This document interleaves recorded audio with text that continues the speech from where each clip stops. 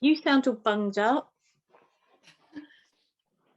Well, I don't want to. What you're dealing with is more important, but I've got horrific allergies, and I've never had them like this before.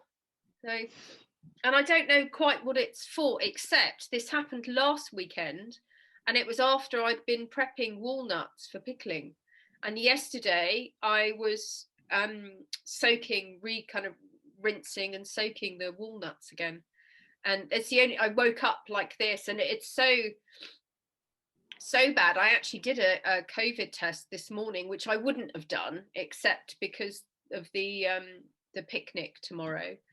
I thought, well, other people probably would want to. I don't do testing, but I did, and it's negative. But I wouldn't have been surprised if it was. But I'm I'll probably run out in a minute and do something. Have to blow my nose. And I shove tissue up there. No, I do. I've answered it. I have. It's brilliant. I do this with it. This might be a handy little thing. So you get a little bit of toilet roll. I've done it. You've done it. Yeah. And you just sit there like this. And I work. I do. And I work like it. And I open the door like snot moppers. They're snot moppers. Oh my God. I never heard that phrase before. Look. I've just made it up. I love it. Oh, but it's so good. It feels so nice. It's like now I can actually have a conversation. So I might do this video like this the whole way through because I've got such bad allergies. They're terrible. Never had allergies like this before. But you're not taking any antihistamines for the vaccine stuff, are you? No, not anymore. No.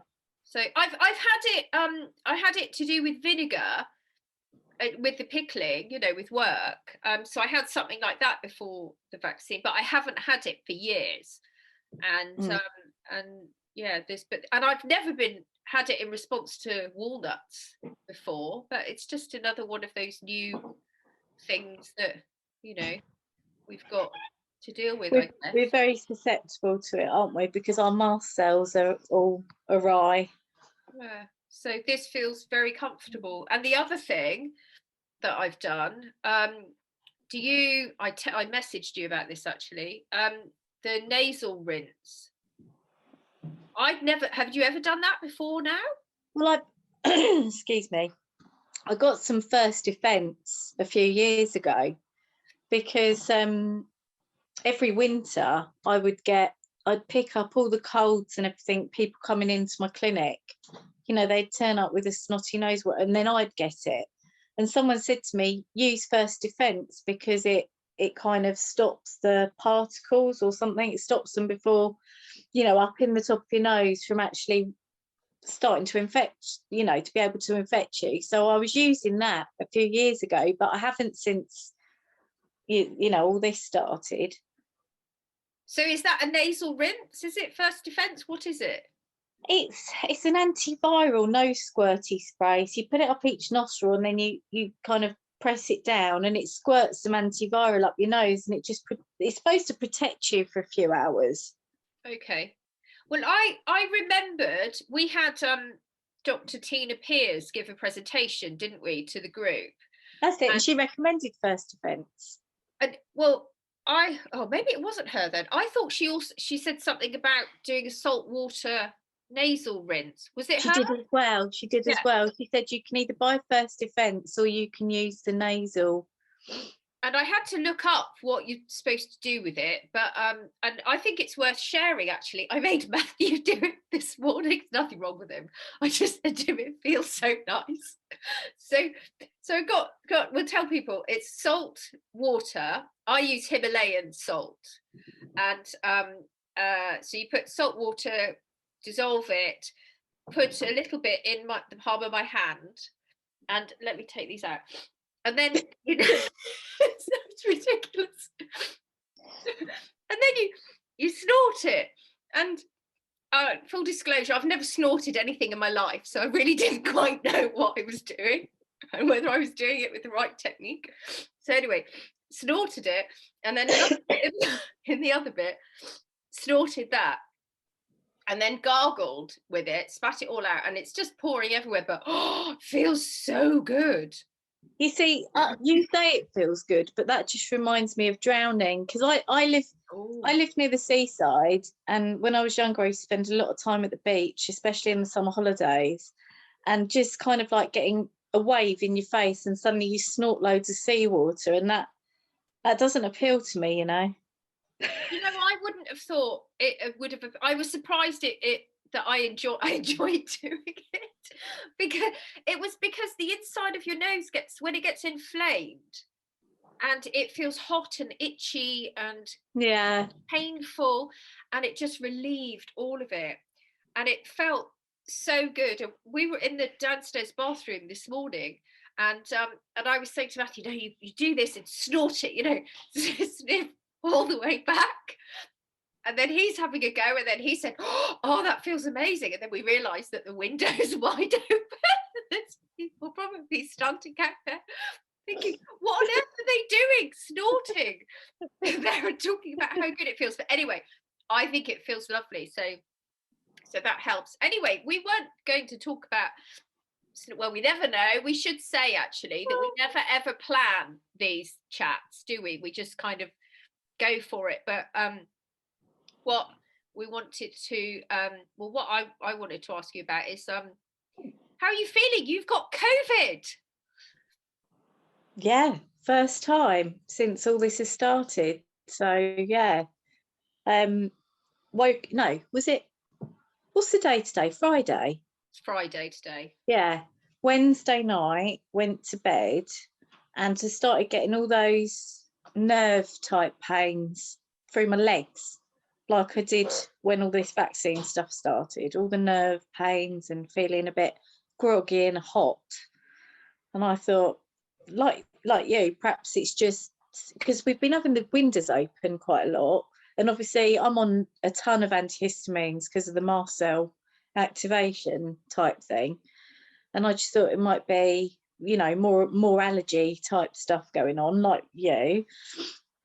And then woke up the next day and I was like shivering and shaking, sore throat, headache, and like you, I knew we had the picnic coming up also this weekend. I was supposed to have a cardiology appointment today in London. I was supposed to have the picnic on Saturday, and my father-in-law's 70th birthday picnic on Sunday. So I thought I'd do a test, and positive. Didn't quite believe my eyes. I thought I'd do another test, positive.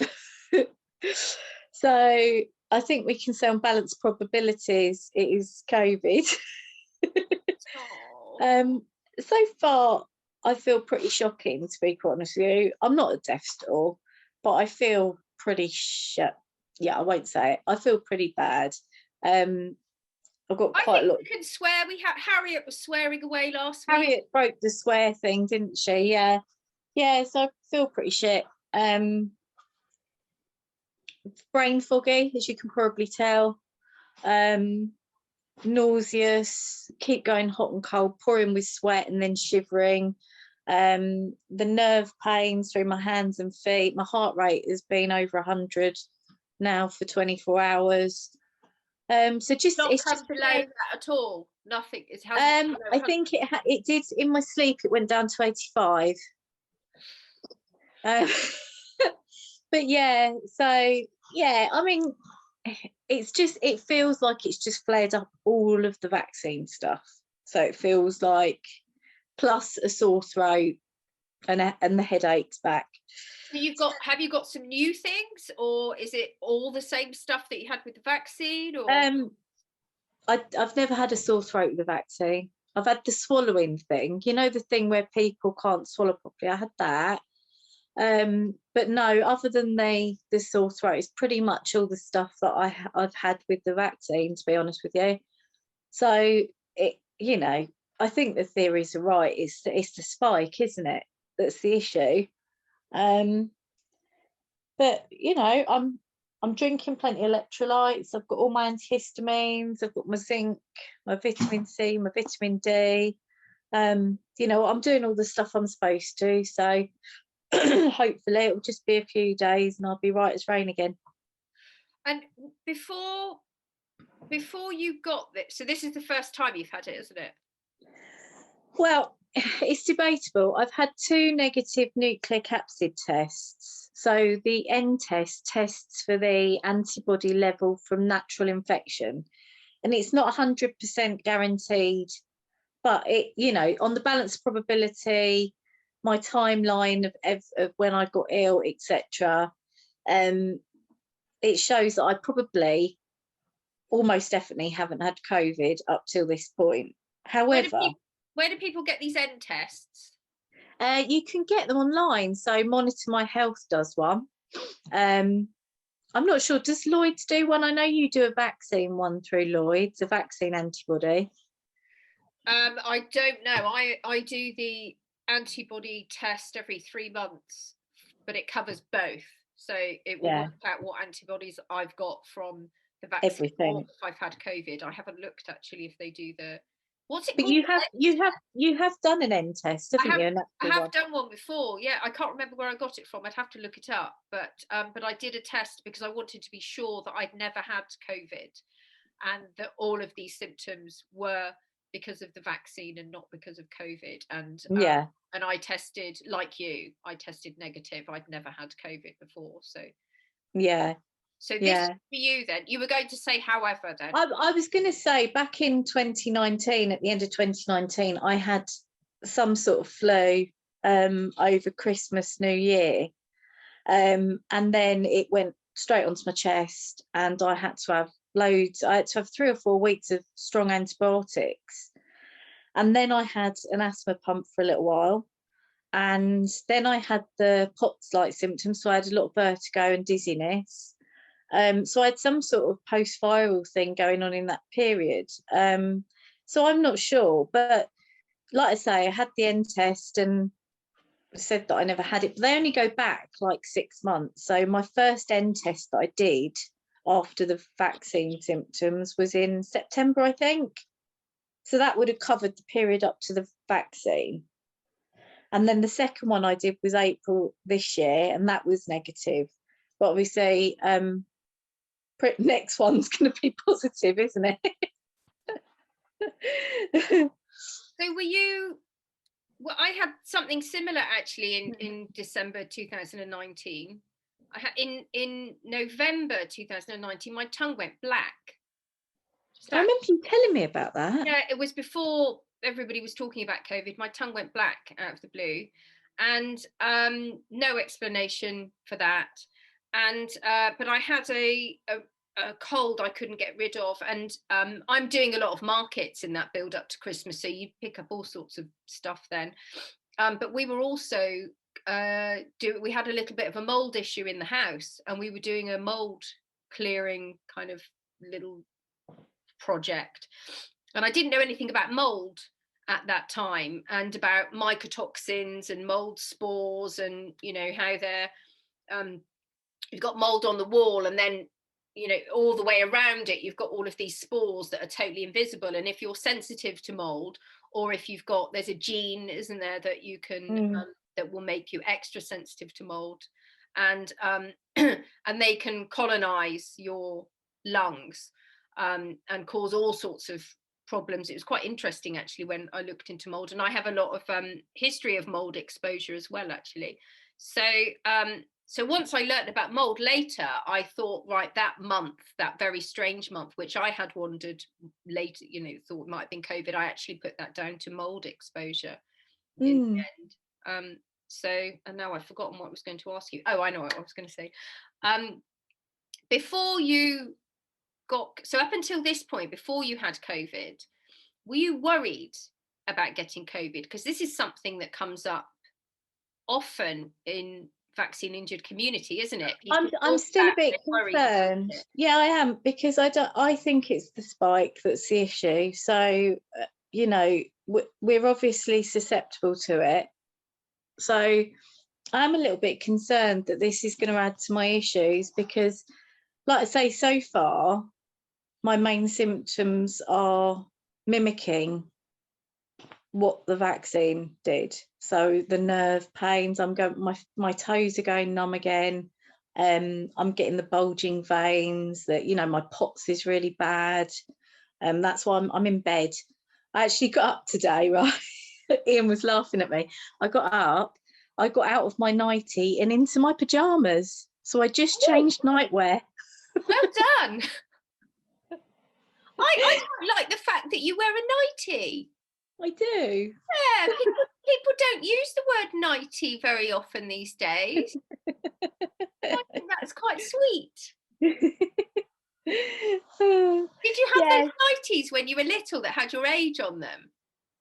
No. Oh, no. I'm a bit older than you. Maybe it was a thing that, we used to. I remember having a nightie that had I am 6 and I am 7, and every birthday you got a new nightie with your age on it. Maybe it was just some weird thing in the 70s. I don't know. But yeah, I'm a little bit concerned about, obviously. I am concerned it's going to add to my issues, but I'm like you. You can't worry about things, can you?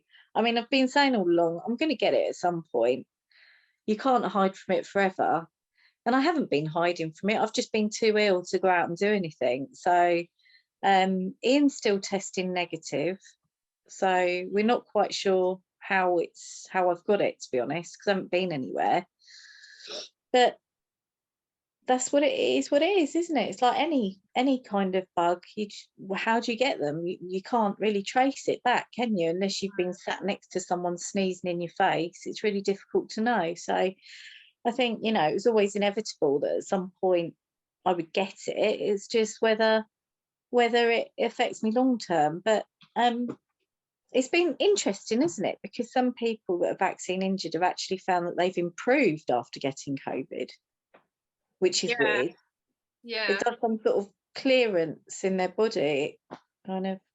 Until people are studying us, we don't really, we can't draw any conclusions. We can't really talk about patterns or anything really useful, because we need people to be studying what's happening with us, don't we?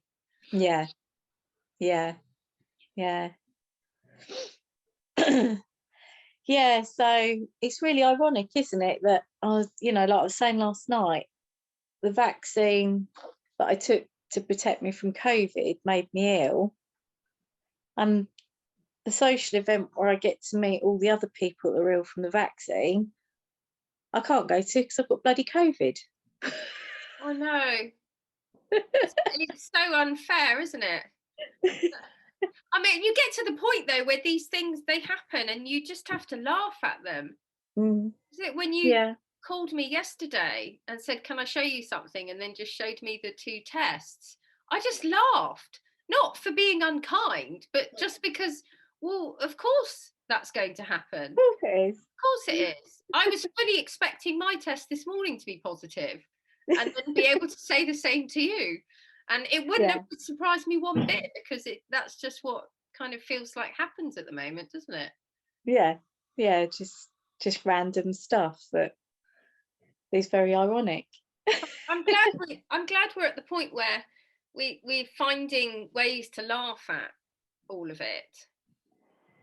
Yeah. I feel like, you're at the kind of point where you fed up with crying. So you really you just have to laugh. Yeah, you do. You just have to have a chuckle, don't you, every now and then? Yeah. So, but I do. A lot of people say they really worry about COVID. I remember getting a lot of private messages for a long time saying people were, are you not worried about catching COVID because you've only got one? I've only got a single dose. You're single dose too, right? So no, 2. Are you 2? Sorry. So people who say they're really worried because they've only had 1 dose, and I've said to everybody, I said, well, I'm not going to worry about it. I'm not going to be afraid. I'm not going to worry about it, because I do think that worry and fear isn't. We talked about fear before. It's not good for our bodies at all.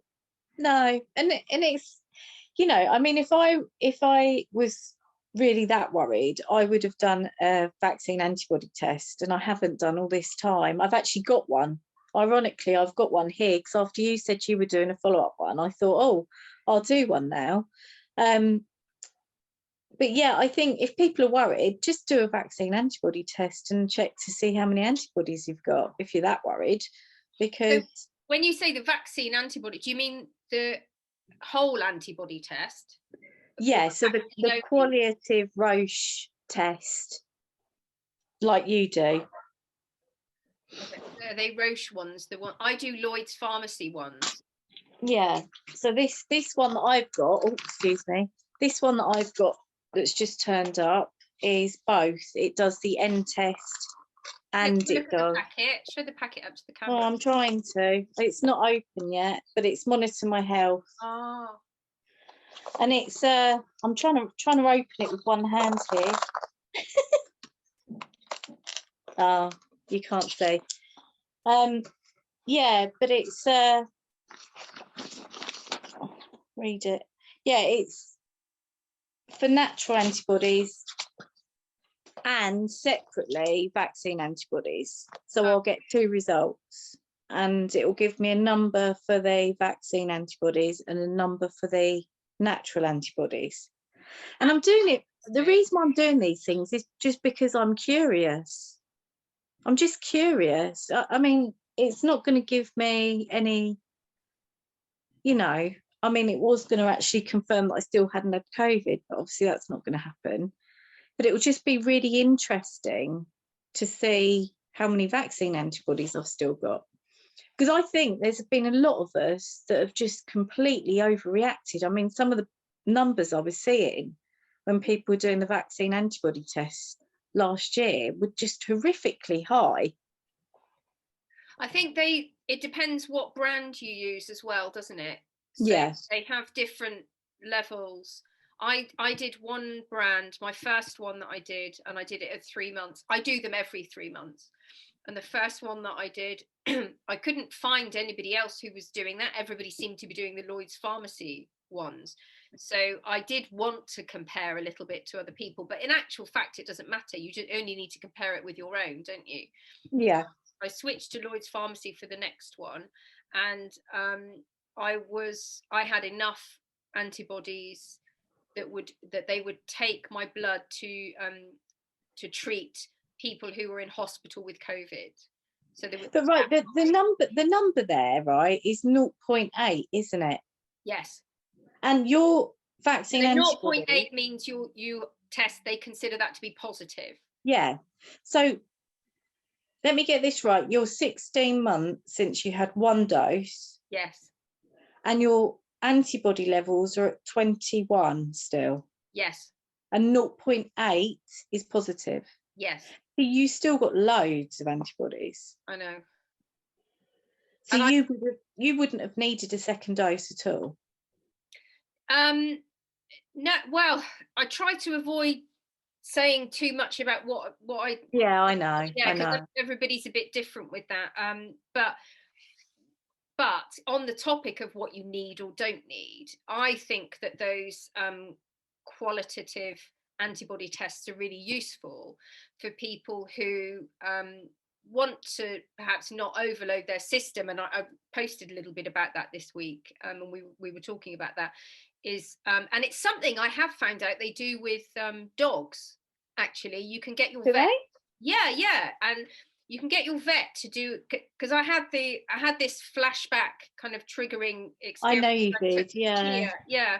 To get her jabs, and I came out of it and I thought, I'm not doing this again. I can't do it. And no, it's not okay for Matthew to take her. I'm just uncomfortable with the whole thing. And somebody said, dogs, you can have blood tests. The vet can do a blood test, and they will test how much vaccine antibodies they've got in their system, so they don't overload them, and they can skip a year. And I thought, how interesting that we don't do that for humans. Yeah. So it might be useful for people who don't want to overload their system. Maybe they've had COVID, maybe they've had a couple of jabs, maybe they've had 3. And I'm coming across people who are now saying, you know what, that's enough. I don't want to be having any more. But if they want to be able to have an intelligent conversation, informed conversation with their healthcare provider about their antibody levels, it would be worth having these tests done. And the other reason that it would be worth having them done is so that for people who are reassured by having lots of antibodies. Personally, I'm not, but that's a slightly different topic. And my reasons for that are more emotional than physical, to do with my physical health. Yeah. But for people who want to have lots of antibodies and they're reassured by that, then it could reassure them if they're trying to make a decision whether to go having another vaccine or not. Yeah. So I find it really interesting. It'd be interesting to see what your results are. Yeah. It will be, especially after this week. It'll be interesting to see what the natural ones are as well. I don't know if it just gives me a positive though. I think you're supposed to wait. You've got to wait a few weeks before doing that, because you've just ordered that one, haven't you? And I think if you've just had a vaccine or just had COVID, I think, is it 20 days or there's a certain period of time that you need to wait before doing that test to get a really accurate result. So just check that. Yeah. So I'll wait. I think it's about 10 days, isn't it? Because that's what I was told by a neurologist, is that 10 days post vaccine or infection is when you really start to build the antibodies. And that's why in kind of like post-vaccine syndromes, we see sort of around the week to 2 week mark is when people's symptoms get a lot worse. So how are you going to be taking care of yourself then in the next couple of weeks? So during the period of time when you've got your symptoms really bad, and then your recovery time, I suppose, when your body's building antibodies, what are you going to be doing? Well, I've upped the antihistamines. I'm going to rest, but then I rest a lot anyway. Like pacing has become part of my life anyway. Plenty of fluid and rest. Yeah. Are you going to be taking any medication or supplements or anything like that, or making any changes to your food? No, I don't think so. I mean, the only thing I've added back in is zinc. I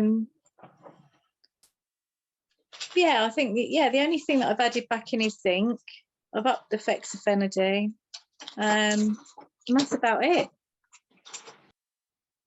And is Ian staying away from you? Oh, you've gone on mute. Yeah, no, he's not staying away from me. No, I didn't when Matthew had it. I remember he had it last summer, and I don't know what the guidelines are at the moment, but the guidelines. Nothing. There's not really any. They're not. No. The guidelines then, they told you to stay in a different room. I didn't mind doing that, more to let him sleep than anything else. But they said you take their food up and leave it outside the door, and use a separate bathroom. And there's an awful lot of assumptions there that people have got different bathrooms. And I couldn't bring myself to do that. I thought that was really unkind way to behave towards someone who was poorly. I was in there every day stripping the bed and bringing him ice lollies and running him a bath and that kind of thing. That's the right thing to do, isn't it? Yeah, and the thing is, we were sleeping next to each other the night before I tested. We're in the, I mean, it's summer, so we've got all the windows open in the house anyway. But we've been around each other since before I even tested. So, and I think he's a super spreader because I haven't been anywhere to get it. So I reckon he's giving it to me anyway. Well, look, we're going to sign off now. We're really, really going to miss you tomorrow. Can't believe that you're not going to be at the picnic. I am going to be at the picnic because I've told you someone's going to FaceTime me the whole time it's on, so I can be there on camera.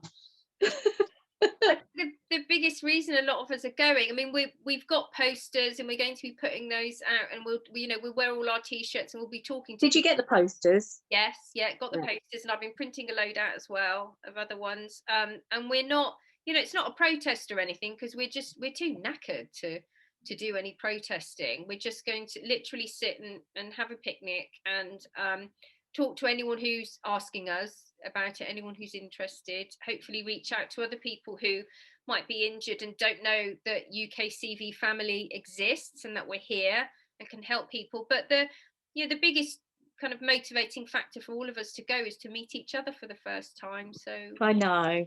I will really, really miss you not being there in person. I know, but like I say, I want someone to film with me on FaceTime, and then I will arrange something else after this so that we can have a little get together. Because I'm absolutely gutted, to be honest with you. I'll just sit in bed while you're all jollying around in the park. I don't know about jollying around. But Wayne's going. Going. Of course you'll be jolly. We'll be collapsed on the floor, but we will be smiling.